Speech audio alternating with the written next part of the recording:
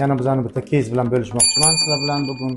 Demak, bemorimiz Sadulayeva 79 yoshda. Bizda 1 yil oldin murojaat qilib kelganida o'z oyog'ida, demak, o'sha paytda orqa miya o'smasi tashxisi qo'yilgan, lekin bemor operatsiyaga rozi bo'lmasdan, demak, 1 yil tabiblarda, har xil xususiy klinikalarda, shifoxonalarda davolanib, oxirida yura olmay qolgandan keyin bizga murojaat qilib keldi.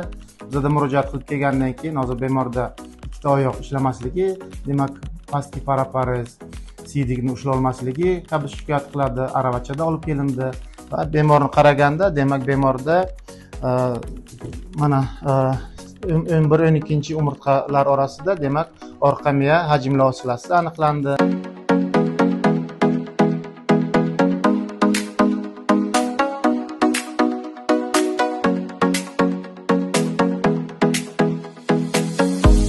Bemor operatsiyaga tayyorlandi.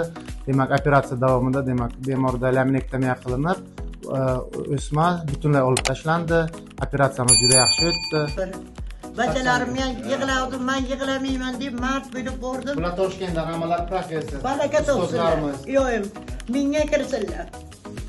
Shu bacham meni urib qoldilar. Va agar sizda shunaqa o'sma kasalligi diagnozi qo'yilsa, demak, hech qanaqa davolash usullari foyda qilmaydi. Unda faqatgina operativ davolash kerak bo'ladi.